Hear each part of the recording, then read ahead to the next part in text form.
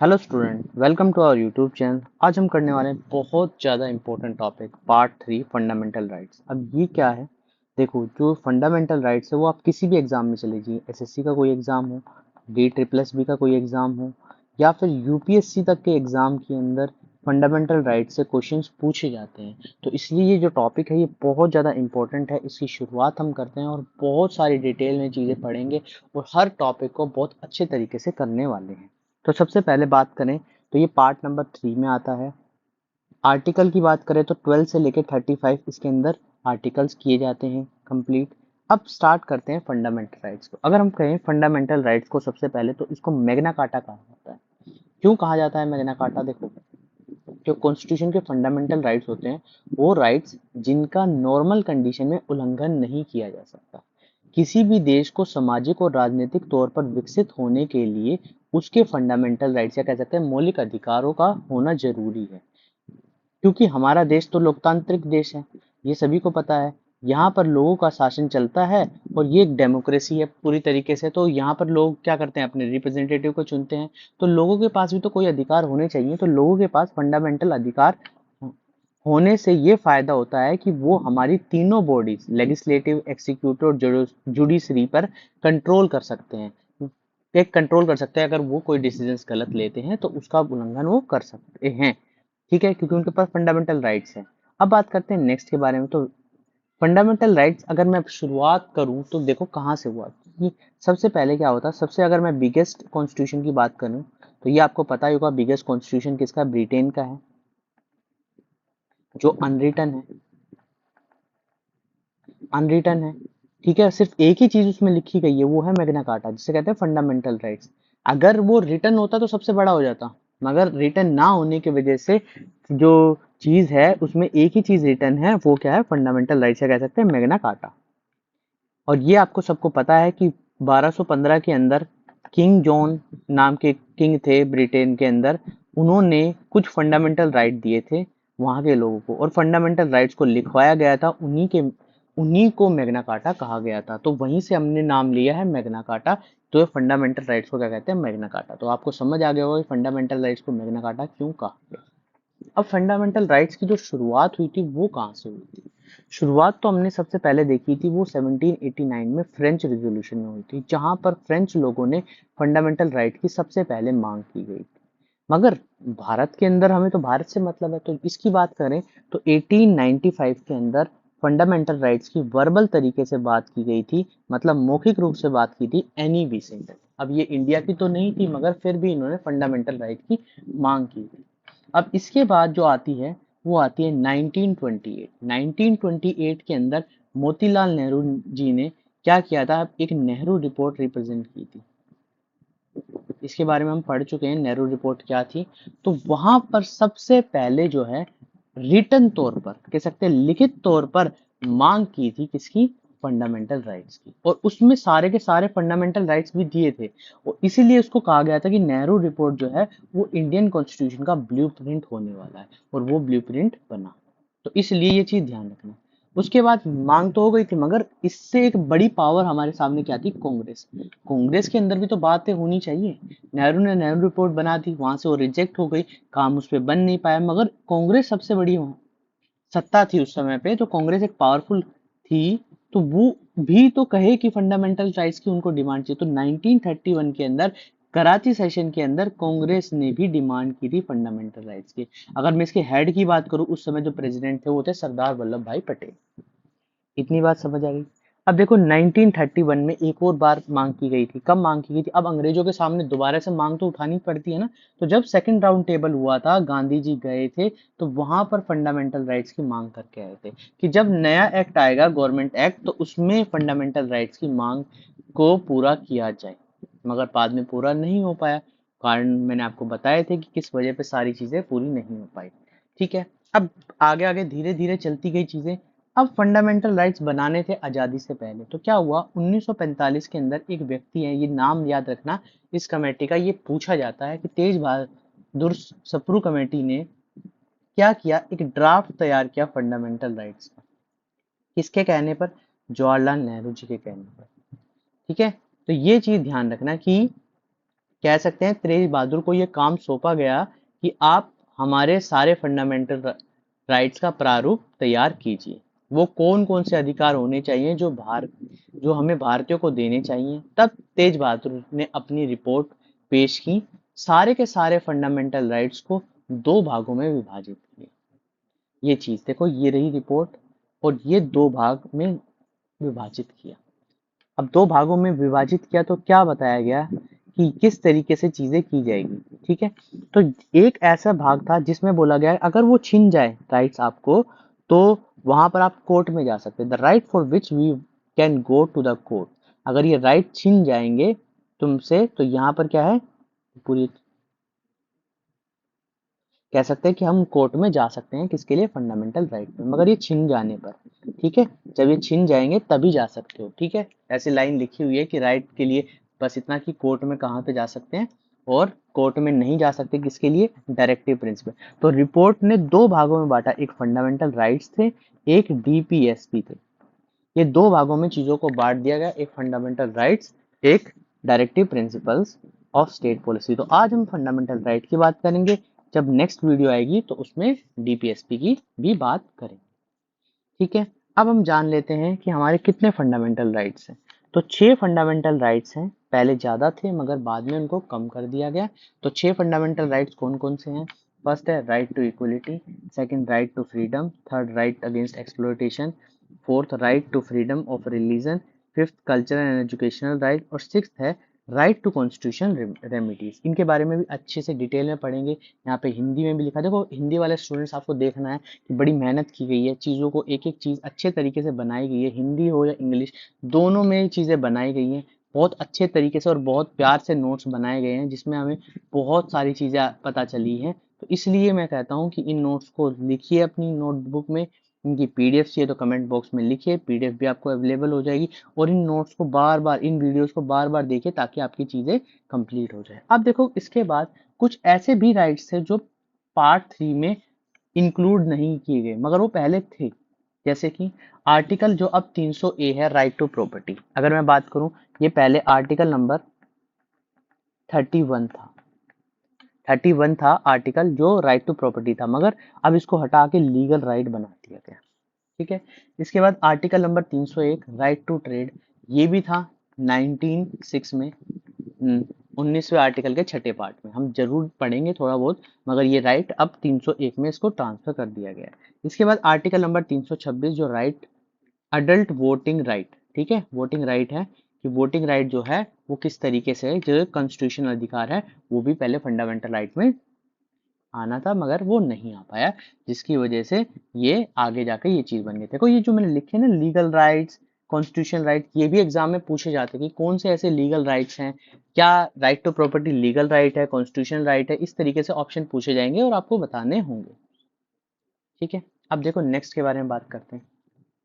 Next में अब आता है मेन आर्टिकल्स। तो आर्टिकल नंबर 12 में डेफिनेशन है फंडामेंटल राइट्स की। आर्टिकल नंबर 13 में क्या है? आर्टिकल नंबर 13 में बताया गया कि कोई भी लॉ अगेंस्ट नहीं बनाया जा सकता, किसके अगेंस्ट? फंडामेंटल राइट्स के अगेंस्ट। अगर कोई चेंजेस करने भी हैं तो उसके बेसिक स्ट्रक्चर को चेंज नहीं कर सकते हम। अगर चेंजेस करने भी हैं, कोई लॉ बनाना भी है, तो उसके चेंजेस नहीं करेंगे, सिर्फ सिंपली चेंजेस कर सकते हैं। और ये बात आपको भी पता थी कि एक केशव आनंद भारती केस था जो 1973 में हुआ था, जिसमें ये चैलेंज किया गया था कि फंडामेंटल राइट्स के बेसिक स्ट्रक्चर को हम चेंज नहीं कर सकते किसी भी बेसिस पर। ठीक है, अब इसके बाद आता है नेक्स्ट जो मेन अब स्टार्ट होंगे। तो सबसे पहला है राइट टू इक्वलिटी, पहला फंडामेंटल राइट। अब इसमें कुछ हमारे आर्टिकल्स में जो आर्टिकल 14 से लेकर 18 तक बताया गया। सबसे पहला आता है आर्टिकल नंबर 14 जिसमें बताया गया इक्वलिटी बिफोर लॉ। अब इसमें क्या है, इसमें एक चीज जो अपवाद है वो क्या है, आर्टिकल 361 की प्रेसिडेंट ऑफ इंडिया और गवर्नर ऑफ स्टेट। अब ये क्या है, देखो इन व्यक्तियों को समान नहीं रखा गया, ये सभी जानना होगा। अगर ये कोई गलती कर देते हैं या कोई एक गलती करते हैं, एक गलती कहीं से गलत कर दे, तो इनकी एक गलती माफ हो जाएगी। पूरे देश में और व्यक्ति हैं उनकी गलती माफ नहीं होती, मगर ये कोई गलती कर दे, बड़ी गलती जिससे जेल हो सकती है, कोई भी ऐसा काम करे, तो इनको सिर्फ क्या पनिशमेंट मिलेगी, इनके पद से हटा दिया जाएगा। तो इनको क्या है, यहाँ पर बोला गया है आर्टिकल 14 में कि सभी व्यक्ति समान हैं लॉ से पहले, मगर इस इन दोनों व्यक्तियों को ऐसा अधिकार दिया गया है, अगर ये कोई भी गलती करते हैं तो इनको सिर्फ पदों से हटा दिया जाएगा, उसके बाद यह भी एक आम व्यक्ति बन जाएंगे। ठीक है, तो यहाँ तक बताया गया, अभी तक वैसे कुछ किया नहीं है। ठीक है, ये आपको पता होगा, इंडियंस जब आजाद हो गए उसके बाद कोई भी ऐसी इम्पीचमेंट नहीं लगी है। अब आते हैं नेक्स्ट आर्टिकल पे, आर्टिकल नंबर 15। आर्टिकल नंबर 15 क्या कहता है भाई? आर्टिकल नंबर 15 कहता है कि किसी भी डिस्क्रिमिनेशन या किसी भी बेस पर, किसी रिलीजन, रेस, कास्ट, सेक्स और प्लेस ऑफ बर्थ के बेस पर किसी व्यक्ति का शोषण नहीं कर सकते, किसी व्यक्ति के अंदर भेदभाव नहीं किया जा सकता, मगर कुछ अपवाद हैं। कैसे? जिसमें स्पेशल प्रोविजंस है, कुछ ऐसे अधिकार गए हैं, बनाए गए हैं जो वुमेन्स और चिल्ड्रंस के लिए हैं। कुछ ऐसे एजुकेशन चीज़ें बनाई गई हैं, सोशली चीज़ें बनाई गई हैं जिसमें हम दूसरी क्लासेस को ज़्यादा रखते हैं, जैसे बैकवर्ड क्लासेस को वो हम रिजर्वेशन देते हैं, कंसेशन देते हैं, तो वो सब चीज़ों में चल सकता है, मगर बाकी और जगह पर भेदभाव नहीं होना चाहिए। ये आर्टिकल नंबर 15 बताया, और आर्टिकल नंबर 15 बहुत इंपॉर्टेंट भी है। अब आते हैं आर्टिकल नंबर 16। आर्टिकल नंबर 16 में बताया कि सभी को इक्वल अपॉर्चुनिटी मिलनी चाहिए। कोई भी व्यक्ति ऐसा नहीं होना चाहिए कि जो भी एम्प्लॉयमेंट करना चाहता है कि उनको सबको इक्वल अपॉर्चुनिटी, मगर इसमें भी एक अपवाद है कि भाई जिसमें क्या है, रिजर्वेशन, ये सभी SC ST जो OBC हैं उन सबको रिजर्वेशन भी दिया जाता है।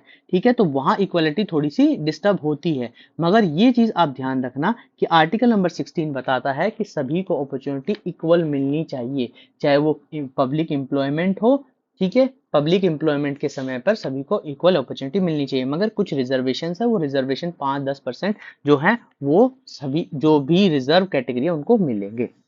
अब आता है आर्टिकल नंबर 17। आर्टिकल नंबर 17 क्या कहता है कि भाई अनटचेबिलिटी को हटा देना चाहिए, ये नहीं मानना चाहिए। पहले के समय में ऐसा होता था कि भाई अनटचेबिलिटी को मान्य रखते थे कि जो नीची जाति के व्यक्ति हैं उनको अनटचेबल, मगर आज ऐसा कुछ भी नहीं है, आज सभी व्यक्ति समान हैं, और आर्टिकल नंबर 17 में ये बताया गया कि अनटचेबिलिटी को हटा दिया गया है। ठीक है, इसके बाद आता है आर्टिकल नंबर 18। देखो, कोई भी व्यक्ति अपने नाम के आगे टाइटल तभी लगाता है या तो उसने कोई एकेडमिक, जैसे कि CA, डॉक्टर, ये सभी के सभी व्यक्ति तभी अपने नाम के सामने लगा सकते हैं जब उन्होंने कोई अचीवमेंट की हुई है, या मिलिट्री व्यक्ति लगा सकता है। बाकी कोई भी व्यक्ति अपने नाम के आगे कोई ऐसी डिग्री नहीं लगा सकता जो वो है ही नहीं, जिसने वो अचीव नहीं की। तो ये चीज ध्यान रखना, ये आर्टिकल नंबर 18 में दिया गया है, उसके नाम पर उसको पनिशमेंट मिलेगी अगर वो सब चीजें करता है। अब आते हैं सेकंड राइट पर। तो सेकंड राइट क्या है? Right to freedom. इसमें जो आर्टिकल है सबसे पहला हुआ है आर्टिकल नंबर 19। 6 फ्रीडम्स हैं जो आर्टिकल नंबर 19 के अंडर आई। तो सबसे पहली फ्रीडम है फ्रीडम ऑफ स्पीच। देखो, फ्रीडम ऑफ स्पीच है, मगर ये नहीं है कि आप अपशब्द बोल दें। आप शब्द नहीं बोल सकते, सामने वाले के मान को हानि नहीं पहुंचाने वाली बात नहीं कर सकते, देश के खिलाफ कोई भी बयानबाजी नहीं कर सकते। ये चीज ध्यान रखना है, चाहे वो कोई भी हो, सभी को फ्रीडम है। Freedom of broadcast, freedom of press, freedom of advertisement, freedom against phone tapping, freedom of peace. ठीक है, इसमें बहुत सारी फ्रीडम्स हैं, तो वो सभी फ्रीडम्स क्या हैं? फ्रीडम ऑफ स्पीच में आती हैं। तो सभी को बोलने का अधिकार है, मगर गलत बोलने का अधिकार नहीं है। आर्टिकल नंबर 19(2) बताता है कि भाई कोई भी व्यक्ति बिना अस्त्र शस्त्र के जाकर कहीं पर भी कॉन्फ्रेंस कर सकता है, आराम से पीसफुली तरीके से। आर्टिकल नंबर 19(3) क्या बताता है? आर्टिकल नंबर 19(3) बताता है कि कोई भी व्यक्ति जाकर एक यूनियन बना सकता है, कॉर्पोरेट सोसाइटी बना सकता है। ये चीज ध्यान रखना, ठीक है, वो आर्टिकल 93 के अंदर। आर्टिकल 19(4) के अंदर क्या बताया गया है? कोई भी व्यक्ति कहीं पर भी जाकर घूम सकता है, पूरी इंडिया में किसी भी अपनी इंडियन टेरिटरी में कहीं पर भी फ्रीली घूम सकता है, उसे कोई भी रोकेगा नहीं, कोई भी टोकेगा नहीं। इसी तरीके से आर्टिकल 19(5) बताता है कहीं पर भी वो सेटल हो सकता है, जब घूम सकता है तो कहीं पर भी इंडिया के किसी भी पार्ट में, किसी भी कोने में सेटल हो सकता है, उसके लिए कोई भी चीजें गलत नहीं होगी। ठीक है, सिर्फ ये इंडियंस के लिए है, ये चीज ध्यान रखना है, इंडियंस के लिए कि कहीं पर भी जाके सेटल्ड हो सकते हैं इंडिया के किसी भी पार्ट में। ठीक है, ये अब मैंने आपको बताया था 1966 के बारे में, अभी ऊपर की ये चीज हट गई है, मगर यहाँ पर थोड़ा सा बात कर लेते हैं इसे कि कोई भी व्यक्ति किसी भी प्रोफेशन में या कोई भी बिजनेस कर सकता है किसी भी स्टेट में, किसी भी एरिया में इंडिया की। ठीक है, ये आर्टिकल 19(6) में बताया। अब आता है नेक्स्ट आर्टिकल। अब ये नेक्स्ट आर्टिकल क्या कहता है, ये थोड़ा सा अच्छा आर्टिकल है। ठीक है, इसमें बताया गया है कि भाई जो कोई भी व्यक्ति अपराध करता है तो उसके लिए क्या संरक्षण है, क्या ऐसी चीजें हैं जिसमें वो बच सकता है। देखो, सबसे पहला है आर्टिकल 20A। ये क्या कहता है कि one can not be declared victim. कोई भी व्यक्ति जब तक अपराधी घोषित नहीं हो सकता जब तक कोर्ट उसको अपराधी घोषित ना कर दे। ये ध्यान रखना कि न्यायालय के द्वारा दोषित सिद्ध होने के से पहले उस व्यक्ति को अपराधी नहीं कहा जा सकता। ऐसा नहीं है किसी को जेल में लेके गए हैं और सीधा जाके बोल दे कि ये तो विक्टिम है, ये तो अपराधी है। नहीं, वो तब तक अपराधी नहीं होगा जब तक अपराधी उसका प्रूव नहीं हो जाता। ठीक है, इसके बाद आता है आर्टिकल नंबर 20B। अब कहता है कि भाई एक अपराध के लिए एक व्यक्ति को एक ही पनिशमेंट मिलेगी, ये नहीं कि पनिशमेंट उसकी सालों साल चलती रहेगी, ऐसा कुछ भी नहीं होगा। ठीक है, इसके बाद आता है सिर्फ एक, कहाँ पे, अमेरिका में। अमेरिका में अलग है हिसाब, इंडिया के अंदर बात की गई है। आर्टिकल 20C के बारे में बताया है किसी भी व्यक्ति को, ठीक है, अपने अगेंस्ट स्टेटमेंट देने का मतलब कह सकते हैं कि कह सकते हैं व्यक्ति को अपने ही खिलाफ गवाही देने के लिए मजबूर नहीं किया जा सकता। कोई व्यक्ति चाहता है कि भाई मैं तो अपराधी हूं ही नहीं, तो मगर पुलिस उसके ऊपर या कोई भी व्यक्ति ऐसा कार्य करता है कि उसको बोलता है कि जबरदस्ती जाकर कि तुम भाई अपने अगेंस्ट गवाही दे दो, तो ऐसा किसी के साथ नहीं किया जा सकता। तो ये आर्टिकल नंबर 20 में 3 पॉइंट्स आप ध्यान रखना। अब आता है आर्टिकल नंबर 21। अब 21 क्या कहता है? 21 कहता है कि किसी भी व्यक्ति को जीने का अधिकार है, किसी व्यक्ति को अपनी प्राइवेसी छुपाने का अधिकार है, वो आर्टिकल नंबर 21 बताता है। इसी तरीके से आर्टिकल नंबर 21A क्या बताता है? दोनों बहुत इंपॉर्टेंट है और कभी ये आपसे ये ध्यान रखना कभी नहीं छीने जाते। ये आर्टिकल्स 20, आर्टिकल 21 कभी भी, चाहे इमरजेंसी सिचुएशन हो इंडिया के अंदर, तब भी ये नहीं छीने जाते। आर्टिकल नंबर 21A बताता है कि भाई सभी को फ्री और कंपल्सरी एजुकेशन देने का अधिकार है। कहाँ से? 6 साल से लेकर 14 ईयर्स तक। अगर कोई व्यक्ति पढ़ाई करना चाहता है तो उनके लिए गवर्नमेंट, और ये पढ़ाई करना कंपल्सरी है, ये नहीं कि 6 से 14 साल तक के बच्चों को पढ़ाए नहीं, ये पढ़ाई करना कंपल्सरी है। अगर मैं बात करूं इसको ऐड कब किया गया था, तो ये ऐड किया था 86th अमेंडमेंट एक्ट 2002 में आया था जब, मगर इसको लागू करने में थोड़ा समय लग गया था, इसको 2010 के अंदर लागू किया था। तो ये चीज ध्यान रखना कि जब भी क्वेश्चन में पूछा जाए कि भाई फ्री एजुकेशन, देखो इस पे यहाँ पर फंडामेंटल राइट भी बनाया गया है, साथ में 2002 की कॉन्स्टिट्यूशन अमेंडमेंट थी, 86th अमेंडमेंट, ठीक है, और 2010 में इसको लागू किया गया, केम इन फोर्स। ठीक है, तो ये चीज ध्यान रखना कि ये आर्टिकल्स किसमें, फंडामेंटल राइट्स में भी बताया गया, आगे डीपीएसपी में भी इनके बारे में जानकारी दी जाएगी। तो ये बहुत ज्यादा इंपॉर्टेंट है कि आर्टिकल नंबर 21A कहता है कि भाई किसी भी व्यक्ति को फ्रीली और कंपल्सरी एजुकेशन देना अनिवार्य है, मतलब कैसे कंपल्सरी है 6 से 14 साल तक के बच्चों को। और ये कब लाया गया आपको पता है, 86 अमेंडमेंट 2002 के अंदर, मगर लागू कब किया गया, 2010 के अंदर। तो ये 3-4 पॉइंट आप याद रखना। अब देखो क्या है नेक्स्ट आर्टिकल, आर्टिकल नंबर 22। ठीक है, इसकी हिंदी अभी यहाँ पर अवेलेबल नहीं है, मगर मैं जब नोट्स आपको चाहिए होंगे तब इसमें अवेलेबल करा। तो यहाँ पर बताया गया भाई किसी भी व्यक्ति को अरेस्ट नहीं किया जा सकता, protection against arrest and detention in certain cases. क्या 3 बातें हैं? देखो 3 बातें ध्यान रखनी होगी।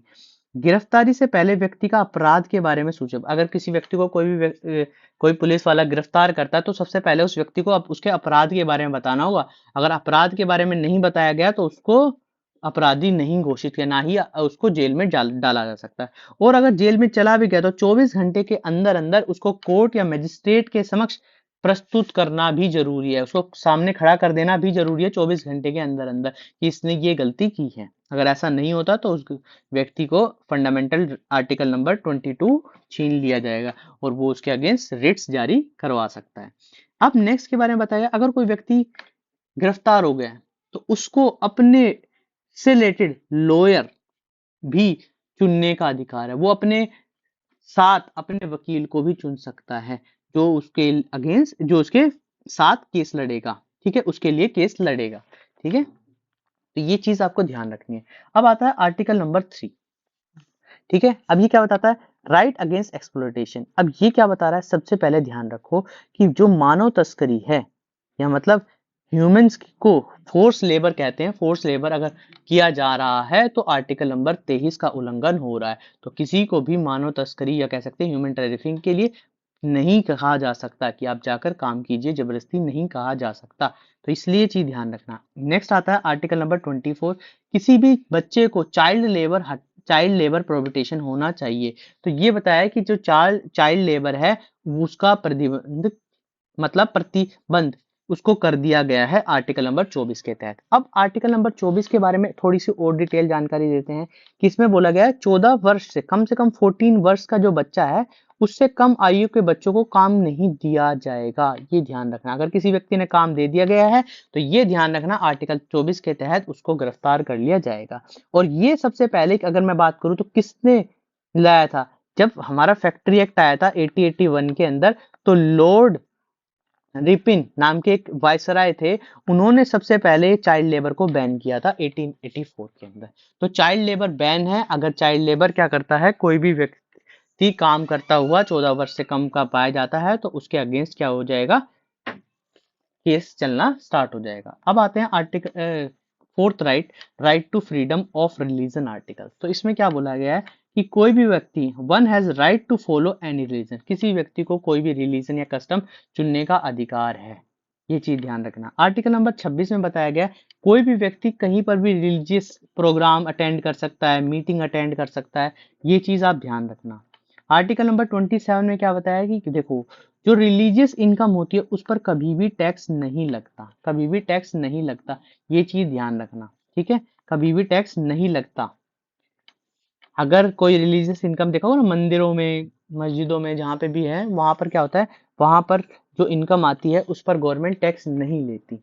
ठीक है, अब इसके बाद आता है नेक्स्ट के बारे में आर्टिकल नंबर 28। आर्टिकल नंबर 28 कहता है कि भाई जाकर कहीं पर भी जाकर रिलीजियस वर्शिप कर सकते हैं, कहीं पर जाकर भी रिलीजियस एजुकेशन ले सकते हैं। ठीक है, ये ध्यान रखना कि कोई भी एजुकेशन इंस्टीट्यूट प्रोवाइड नहीं करती रिलीजियस एजुकेशन, मगर जो माइनॉरिटीज हैं जो बनाए गए हैं अल्पसंख्यकों के लिए, माइनॉरिटीज कौन कौन सी है, बुद्धिज्म, जैनिज्म, क्रिश्चियन, पार्शियंस, मुस्लिम्स और सिख, ये सभी के सभी के लिए इंस्टीट्यूट खोले हुए हैं। वहां पर जाकर ये क्या कर सकते हैं, एजुकेशन ले सकते हैं। मगर हर प्लेस पर एजुकेशन नहीं खुले हुए, ना ही एजुकेशन दी जाती, तो सेपरेट से इनके एजुकेशन सेंटर्स बने हुए हैं, वहां पे जाके क्या कर सकते हैं, एजुकेशन ले सकते हैं। अब आता है आर्टिकल नंबर 5। इसमें बोला है कल्चर एंड एजुकेशन राइट। अब ये क्या है, देखो कोई भी व्यक्ति कोई भी कल्चर, कोई भी लैंग्वेज, कोई भी स्क्रिप्ट, कोई भी कस्टम धारण कर सकता है। ये जरूरी नहीं है कि आप जिस से बिलोंग करते हैं आप दूसरे कल्चर को नहीं अडॉप्ट कर सकते, बिल्कुल कर सकते हैं। हमारा क्या वेस्टर्न कल्चर था, तो ये चीज आपको ध्यान रखनी चाहिए। आर्टिकल नंबर 30 क्या बताता है, आर्टिकल नंबर 30 बताता है कि ये ध्यान रखना कि जो माइनॉरिटीज हैं उनके लिए एजुकेशनल इंस्टीट्यूट्स भी ओपन किए गए हैं। ठीक है, उनको कोई भी व्यक्ति कह सकते हैं, व्यक्ति को किसी भी शिक्षण संस्था में शिक्षा लेने तथा प्रवेश लेने से वंचित नहीं किया जा सकता। तो ये ध्यान रखना, कोई भी माइनॉरिटीज है उनको किसी भी एजुकेशन सिस्टम में जाकर एजुकेशन लेने के लिए कभी भी रोका नहीं जा सकता। अब इसमें आर्टिकल नंबर 31 नहीं है, तो आर्टिकल नंबर 31 के बारे में हमने बात की थी कि आर्टिकल नंबर 131 जो है वो राइट टू प्रॉपर्टी यहाँ से हट गया है, वो एक लीगल राइट बन गया है। सबसे पहले यही बात हमने पढ़ी थी। और आपको पता है कि लीगल राइट बना है तो कौन से एक्ट से बना है, आर्टिकल नंबर 300A के तहत राइट टू प्रॉपर्टी वहां पर ऐड हो गया है। पहले जो था आर्टिकल नंबर 31 था, तो इसलिए 31 अब नहीं है। अब आता है 6 राइट टू कॉन्स्टिट्यूशनल रेमेडीज। अब ये क्या कहते हैं, कॉन्स्टिट्यूशनल रेमेडीज, देखो अब कॉन्स्टिट्यूशन में कुछ ना कुछ प्रॉब्लम्स आएंगी आएंगी, तो आर्टिकल नंबर 32 उन्हीं चीजों के लिए बनाया गया है। इनके साथ साथ क्या कहते हैं, रिट्स जारी किया जाए। इसके तहत हम सारे के सारे संवैधानिक उपचार का अधिकार मिला है कि कोई भी व्यक्ति हमारे मौलिक अधिकारों का हनन करता है या हमें कभी मौलिक अधिकारों से वंचित किया जाता है तो उसे बहाल करने के लिए तो हमें हमारे पास क्या है, आर्टिकल नंबर 32। अगर कोई देखो कोई भी छीन लेता है हमारे मौलिक अधिकार तो आर्टिकल नंबर 32 में हम क्या कर सकते हैं, डायरेक्ट सुप्रीम कोर्ट या हाई कोर्ट जा सकते हैं और वहां पर रिट्स जारी कर सकते हैं। इसको क्या कहा गया, सोल ऑफ इंडियन कॉन्स्टिट्यूशन कहा गया है।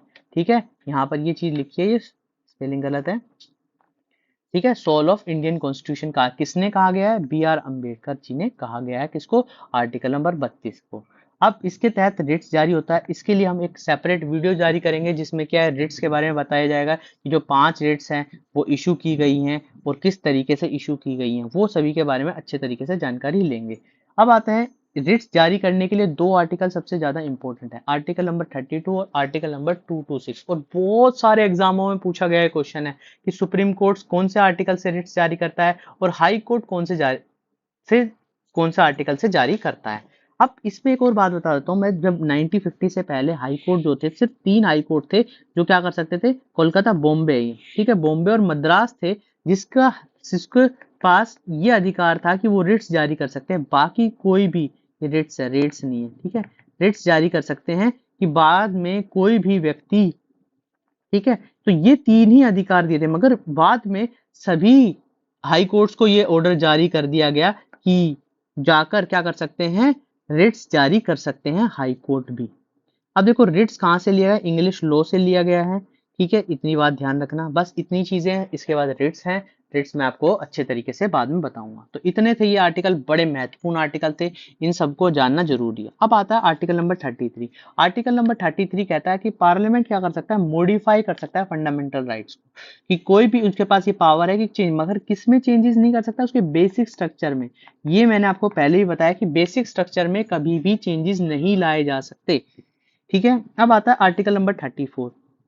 आर्टिकल नंबर 34 बताता है कहीं पर भी अगर कोई भी सेना विधि लागू गई है तो वहां पर फंडामेंटल राइट्स को रोक दिया जाता है, ठीक है। इसके बाद आते हैं कुछ मैंने नोट्स लिखे, कौन से ऐसे फंडामेंटल राइट्स हैं जो सभी सिटीजन्स को मिलते हैं, तो ये वो है, ये सिटीजन्स को भी मिलते हैं, साथ साथ नॉन सिटीजन्स को, तो ये नॉन सिटीजन्स को नहीं मिलते जो ऊपर लिखे गए हैं। तो इसलिए ये चीज आप पढ़ लेना, इतनी चीजें आपको, मैं उम्मीद करता हूँ आपको समझ आ गई होंगी। तो ये सारी की सारी चीजें थी जिसमें हमने बहुत सारे अच्छे तरीके से आर्टिकल्स पढ़े हैं, जिसमें आर्टिकल्स के बारे में एक एक डिटेल दी गई है, साथ में बताया भी गया है कि कौन सा आर्टिकल कब जरूरी होता है, किस लिए जरूरी होता है। इतने बेहतरीन तरीके से मैं कह रहा हूँ, ये नोट्स बहुत अच्छे तरीके से बनाए गए हैं, उम्मीद करता हूँ आप अच्छे तरीके से देखेंगे और ये सभी के सभी चीजें आप अच्छे तरीके से करें। बहुत मेहनत से चीजें बनाई जा रही है और बहुत अच्छे तरीके से और एक सलीके से चीजें बनाई गई हैं जिसमें सारे क्वेश्चंस आपके कवर हो जाएंगे। आप देखना, ये जब नोट्स कंप्लीट हो जाएंगे तो इसके बाद एक हम एमसीक्यू की पीडीएफ लेके आएंगे, तो उसमें सारे के सारी चीजें आपको बताई जाएगी,